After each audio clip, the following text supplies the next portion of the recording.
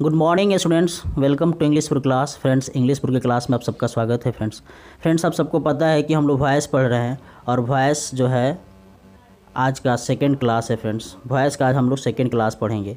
याद कीजिए, मैंने फर्स्ट क्लास में बहुत आपका इंपॉर्टेंट क्लास दिया था।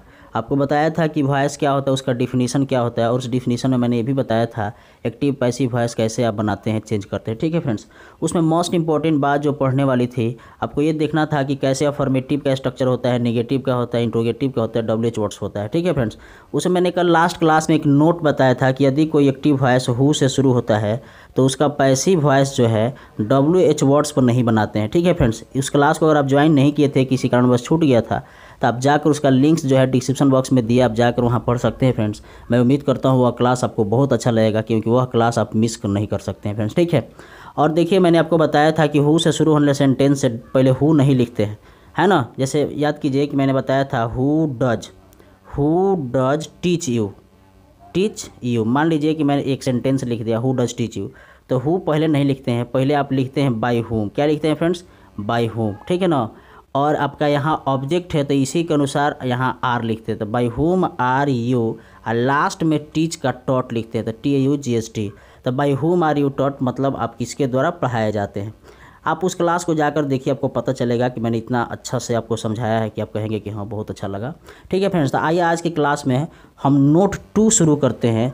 ऐसा कोई एग्जाम ना हो जो हु और हुम से सेंटेंस नहीं पूछा जाए। ठीक है फ्रेंड्स, तब देखिए हुम से शुरू होने वाले एक्टिव वॉइस को इस प्रकार से पैसिव वॉइस में चेंज किया जाता है। किस प्रकार से? देखिए, मान लीजिए यहाँ लिखा है हुम डू यू लव, आप किसको प्यार करते हैं या आप किससे प्यार करते हैं। तो जब हुम डू यू लव आ गया, आप किससे प्यार करते हैं, तो हुम के जगह पर हु लिखते हैं। हु और सब्जेक्ट का यहाँ काम करता है, तब लिख देते हैं हु इज लव्ड। अब इज हो गया तो यहाँ भर 3 लिख देते हैं who is loved by you. आप ऐसे ही बना सकते हैं। मान लीजिए अगर हुम से कोई सेंटेंस आ गया, सब्जेक्ट आप यहाँ देखेंगे तो यहाँ पहले ही आप बाय यू लिख देंगे। क्या लिख देंगे? By you. और उसके बाद लिख देंगे who is loved by you. ठीक है ना फ्रेंड्स, तो इस तरह से आप बना सकते हैं। जैसे यहाँ दूसरा एग्जांपल आप देखिए क्या लिखा हुआ है। दूसरा एग्जांपल सब देख कर बता सकते हैं। जैसे लिखा है होम डू दे हेल्प, है ना। दूसरा एग्जांपल यहाँ लिखा है home does she like. Home does she like, तो पहले ही बाय लिख दीजिए बाय हर, है ना। क्या लिखेगा? सी का हर हो जाएगा बाय हर, और तब लिख दीजिएगा हु इज लाइक्ड। LIKED। मतलब ये आपका थोड़ा बिना रूल और रेगुलेशन वाला तरीका बता रहा हूँ। हु इज लाइक्ड बाय हर माने वो किसको पसंद किया जाता है उसके द्वारा। अगर इस तरह से आपको समझ में आ गया होगा तो अच्छा बात है ना। अच्छी बात है, आपको समझ में आ गया। नहीं तो आप हु को आप हु इज लाइक्ड लिखिए बाय, है ना। हु इज लाइक्ड बाय हर, यहाँ मिस्टेक हो गया, यू यहाँ हर होगा। अब देखिए तीसरा एग्जाम्पल आपको सामने लिखा हुआ, बनाइए। जैसे लिखा है home do they help. Home do they help, तो पहले आप लिख दीजिए बाय देम लिख लीजिए पहले ही, तब लिख लीजिए who is helped bye them. इसका मतलब हुआ कौन मदद किया जाता है, माने किसको मदद किया जाता है, उन लोगों के द्वारा। ठीक है फ्रेंड्स, तो इस तरह से आप सेंटेंस को बना सकते हैं। अब देखिए नेक्स्ट एग्जांपल आप बताइए क्या होगा। जैसे होम डज ही वेक्स, तो सभी सेंटेंस में पहले हु लिखेंगे। Who is vexed, VEXED, who is vexed. आप बाय लिखेंगे him, who is vexed by him, question mark, मतलब कौन जो है परेशान किया जाता है उसके द्वारा।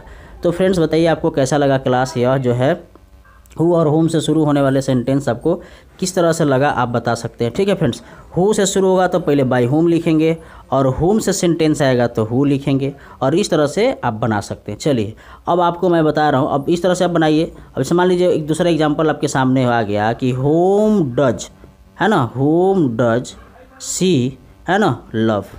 तो ऊपर मैंने लिखा था तो यू लिखा था होम डज सी लव, तो हु इज लव्ड बाय हर लिख सकते हैं। ठीक है ना।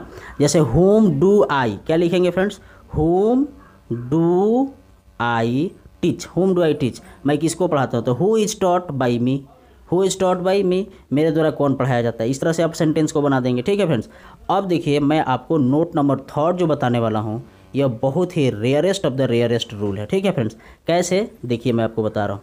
लिखा है एक्टिव वॉइस में कुछ वर्ब्स ऐसे होते हैं जो कोई एक्शन माने कार्य को व्यक्त नहीं करते हैं। एक्टिव वॉइस में कुछ ऐसे वर्ब्स होते हैं जो कार्य को व्यक्त नहीं करते हैं। क्या व्यक्त करते हैं?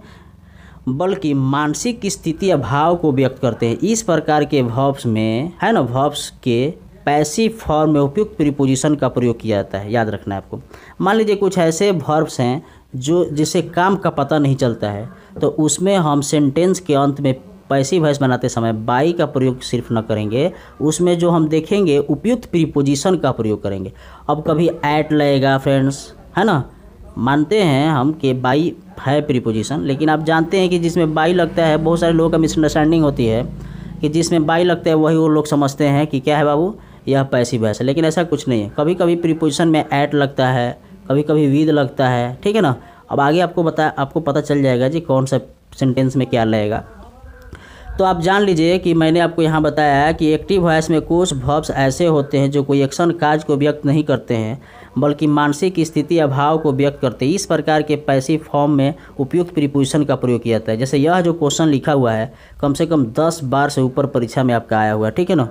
जैसे इसमें तो बहुत सारा क्वेश्चन सेट होता है। हम लोग खुद बिहार टीटी के एग्ज़ाम देने गए थे तो इसमें प्रीपोजिशन यहाँ आया था, जैसे you are known dash me, you are known dash me आया था, ठीक है ना। और ऑप्शन में प्रीपोजिशन पूछा था टू होगा, है ना, कि एट होगा, कि बाई होगा, कि क्या होगा। तो ये डायरेक्ट पैसिव वॉइस से बिहार टीटी में क्वेश्चन आया हुआ था, तो यहाँ आप जान लीजिए कि यहाँ टू होगा, ठीक है ना। तो देखिए यह लिखा हुआ है, जैसे ये क्वेश्चन बिहार बोर्ड के 12th क्लास में और 10th क्लास में बिहार बोर्ड में पूछा गया, आई नो यू, मैं आपको जानता हूँ। अगर इसका कोई पैसिव वॉइस आपसे पूछता है तो आपको सिंपल प्रेजेंट टेंस मैंने बताया है कि सबसे पहले ऑब्जेक्ट लेते हैं, तो ऑब्जेक्ट यहाँ यू लेते हैं, यू के साथ आर लगता है, उसके बाद वर्ब 3 लिखते हैं। आज जो बाई मी लिखते थे अब यहाँ टू मी लिखेंगे, मतलब you are known to me, आप मेरे द्वारा जाने जाते हैं, ठीक है ना।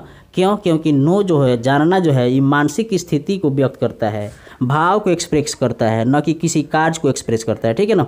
जैसे जानना कोई काम नहीं है, बस ये मन की स्थिति है कि हम आपको जानते हैं, ठीक है फ्रेंड्स। तो इस तरह से आप यहाँ टू का प्रयोग करेंगे, न कि बाई का प्रयोग करेंगे। अब देखिए दूसरा जो एग्जाम्पल लिखा हुआ है, कभी कभी तो नो ना कर यहाँ पास्ट में आ गया। हालांकि मैंने आपको सिंपल पास्ट का स्ट्रक्चर नहीं बताया है, क्योंकि यह रूल चल रहा है, तो इसके बाद आपको पूरा टेंस जब रूल पढ़ लेंगे तो सब रूल सभी टेंस में काम करता है, ठीक है ना। एक जो रूल होता है वो पूरे टेंस के लिए होगा, इसलिए मैं सोच रहा हूँ कि जितने सारे रूल्स हैं पहले आपको बता दिए जाएँ, उसके बाद से आप आराम से एक एक करके टेंस बनाते चले, ठीक है फ्रेंड्स। तो देखिए यहाँ नो था तो यहाँ आर हो गया, क्योंकि सिंपल प्रेजेंट टेंस है। यहाँ वर्ब टू लग गया न्यू, तो यह सिंपल पास्ट हो गया। जैसे यू न्यू मी, इसका मतलब यू न्यू मी का मतलब आप मुझे जानते थे। तो अब यहाँ मी हो गया, तो यहाँ लिखेंगे आई के साथ वाज लिखेंगे, है ना, और नॉन लिखेंगे to you, I was known to you, मैं जाना जाता था आपके द्वारा। इस तरह से आइए कुछ आपकी एग्जाम्पल मैंने और कुछ लिखा हुआ है, ठीक है फ्रेंड्स। आपको मैं दिखाता हूँ कि उपयुक्त प्रीपोजिशन का प्रयोग कैसे करते हैं फ्रेंड्स, ठीक है। तो फ्रेंड्स देख लिए आप कि I know you, KNOW, I know you का पैसिव वॉइस हो गया you are known, KNOW, known to me. I know you तो you are known to me हो गया, ठीक है ना, हो गया ना, you are known to me. लेकिन याद रखना है, अब देखिए मैंने आपको बताया था कि कुछ ऐसे सेंटेंस में लिखूंगा कि आपको देखना होगा, और उसमें मैंने जो मैं चीज़ बताने जा रहा हूँ बहुत इंपॉर्टेंट है, क्योंकि यह क्वेश्चन बहुत बार परीक्षा में आया हुआ है, ठीक है फ्रेंड्स। जैसे लिखा है सी एनवायर्ड मी, क्या लिखा है फ्रेंड्स, सी एनवायर्ड मी, मतलब उसने मुझे नाराज़ कर दिया। तो यहाँ मी है तो यहाँ लिखेंगे आई वाज एनवायर्ड विद हर। जो एनवायर्ड होता है ना, ANNOYED, एनवायर्ड जो होता है वो हमेशा प्रीपोजिशन अपने साथ विद लेता है। तो जब भी कभी परीक्षा में आएगा अगर पैसिव वॉइस इस तरह से, तो आप समझ लीजिएगा कि वहाँ क्या होगा फ्रेंड्स, आप वहाँ जो है बनाएंगे, आप वहाँ बनाएंगे विद का प्रयोग करेंगे, ठीक है फ्रेंड्स, आप वहाँ विद का प्रयोग करेंगे। अब देखिए मैं आपको बता रहा हूँ आगे दूसरा एग्जाम्पल्स मैं बता रहा हूँ, लिखा हुआ है हर बिहेवियर एनवायर्ड हिम। अब वह उसको नाराज़ नहीं करती है, वह मुझे नाराज़ नहीं करती है, वह उसको नाराज़ नहीं, उसका बिहेव नाराज़ करता है। तो बिहेव जो है नॉन लिविंग थिंग्स है, तो एट का प्रयोग करेंगे। क्यों? क्योंकि एनवायर्ड जब वह नाराज़ करेगी तो विद लिखेंगे, लेकिन उसका बिहेव करेगा तो एट लिखेंगे। तो हर बिहेवियर एनवायर्ड हिम, मैंने उसका बिहेव उसको नाराज़ कर दिया, तो he was annoyed at her behaviour, मतलब वह उसके बर्ताव पर क्या हो गया था फ्रेंड्स, नाराज़ हो गया था। तो इस तरह के सेंटेंस बनाएंगे। अब देखिए तो 7 नंबर लिखा हुआ है sentence, the news surprised all, है ना, मैंने जो न्यूज़ था वो सबको सरप्राइज कर दिया, तो all were surprised at the news, है ना। तो सरप्राइज के साथ ऐट का प्रयोग करेंगे, लुक के साथ ऐट का प्रयोग करेंगे, अमेज्ड के साथ ऐट का प्रयोग करेंगे, स्माइल के साथ ऐट का प्रयोग करेंगे। जो मैं प्रीपोजिशन बता रहा हूँ बहुत बार परीक्षा में आया हुआ है, ठीक है ना। अब देखिए लिखा है द रिजल्ट अमेज्ड मी, तो ऐट का प्रयोग करेंगे, अमेज्ड के साथ, लुक के साथ, सरप्राइज के साथ, स्माइल के साथ, लाफ के साथ, हमेशा ऐट का प्रयोग किया जाता है, याद रखना है आपको, ठीक है ना। तो देखिए द न्यूज यहाँ लिखा है द रिजल्ट अमेज्ड मी, मतलब जो रिजल्ट है हमको आश्चर्यचकित कर दिया, तो है ना। तो लिखेंगे I was amazed at the result, मतलब मैं आश्चर्यचकित हो गया था रिजल्ट पर, ठीक है फ्रेंड्स। अब देखिए लिखा है हर कंडक्ट शॉक्ड अस, उसका आचरण हम लोगों को शॉक्ड कर दिया, मैंने सरप्राइज कर दिया। तो लिखेंगे we we are shocked at her conduct, मैंने आपको बताया था ना अगर वह मुझे शॉक्ड करेगी तो विद लिखेंगे, ठीक है ना। लेकिन उसका कोई ऐसा बिहेव होगा जो शॉक्ड करेगा, सरप्राइज करेगा, तो हम उसका ऐड का प्रयोग करेंगे। अब देखिए यहाँ जो लिखा हुआ है सेंटेंस, आई सेटिस्फाइड एवरीबडी, मैंने हर लोगों को सेटिस्फाइड किया, संतुष्ट किया। तो लिखेंगे चूँकि यह सिंपल पास्ट में है तो यहाँ लिखेंगे everybody was satisfied with me, ठीक है ना। मैंने सेटिस्फाइड किया, इसीलिए सेटिस्फाइड के साथ विद का प्रयोग करेंगे। मैं समझ रहा हूँ कि बहुत अच्छा से आप समझते होंगे, ठीक है फ्रेंड्स। और आपको अगर दिक्कत होती है तो आप मेरे कमेंट्स बॉक्स में लिख कर बताएंगे जो क्या होता है। अब देखिए लिखा हुआ है द न्यूज़ प्लीज्ड अस, मतलब जो न्यूज़ है हम लोगों को क्या कर दिया, खुश कर दिया।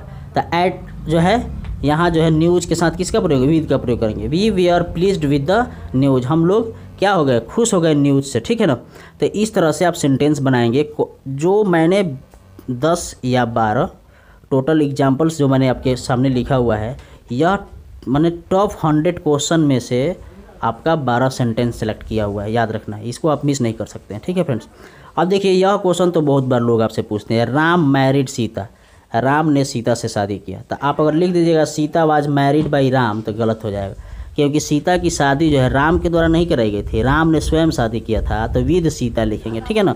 तो लिखेंगे Sita was married with Ram, मतलब सीता की शादी हुई थी राम जी के साथ, आपको याद रखना। मैरिड के साथ हमेशा प्रीपोजिशन विद का प्रयोग करते हैं। आपको अच्छा लग रहा है क्लास, कमेंट करके बताइए आपको कैसा लग रहा है क्लास। जैसे अब यहाँ देखिए सेंटेंस नंबर 13 लिखा हुआ है, 13 लिखा हुआ है सी लाफ्स एट मी, वह मुझ पर हंसती है। सी लाफ्स एट मी, वह मुझ पर हंसती है। तो आई एम लाफ्ड एट, है ना, मैंने अभी बताया था कि लाफ के साथ ऐट, मॉक के साथ ऐट, स्माइल के साथ ऐट, सरप्राइज के साथ ऐट, अमेज्ड के साथ ऐट, या प्रीपोजिशन ऐट का प्रयोग किया जाता है, ठीक है ना। साउट के साथ ऐट, तो I am laughed, LAU laughed eight by her, मुझ पे हंसा जाता है उसके द्वारा। अब देखिए सेंटेंस नंबर 14 लिखा हुआ है आई स्माइल्ड एट हर, मैंने उस पर मुस्कुराया। तो she was smiled at by me, यह 2014 में बिहार बोर्ड में क्वेश्चन पूछा हुआ है, 2016 में पूछा हुआ है, बहुत बार यह क्वेश्चन आया हुआ है फ्रेंड्स, ठीक है ना। तो मैं उम्मीद करता हूँ फ्रेंड्स कि आज का वॉइस आपको बहुत अच्छा लगा होगा फ्रेंड्स। और आपको एक इन्फॉर्मेशन देना चाहता हूँ कि इसी चैनल पर आप यदि 100 मार्क्स का हिंदी लिए हैं, 100 मार्क्स की यदि आप हिंदी पढ़ना चाहते हैं, तो कल से क्लास जो है फ्रेंड्स शाम को आपको क्लास हिंदी का मैं क्लास को अपलोड करूँगा, मतलब वीडियो को, और सुबह 9 और 10 बजे के बीच में 100 मार्क्स का इंग्लिश ग्रामर उसमें चलेगा, ठीक है फ्रेंड्स। मतलब कल से जो है आपको 2 क्लास मिल जाएगा फ्रेंड्स, हिंदी का भी और इंग्लिश का भी। मैं सोच रहा हूँ घर पर बैठे बैठे आप टोटल सिलेबस जो आपका 100 मार्क्स का इंग्लिश है, 100 मार्क्स का हिंदी आप कंप्लीट कर सके फ्रेंड्स। तब तक के लिए मुझे दीजिए इजाज़त, और बहुत बहुत धन्यवाद इस क्लास को ज्वाइन करने के लिए। प्लीज़ आपसे रिक्वेस्ट है इस क्लास को लाइक करना ना भूलेंगे फ्रेंड्स, और अधिक से अधिक अपने दोस्तों के बीच में शेयर करके प्लीज़ सब्सक्राइब करवा दीजिए। फिर से एक बार thank you and lots of thank for you.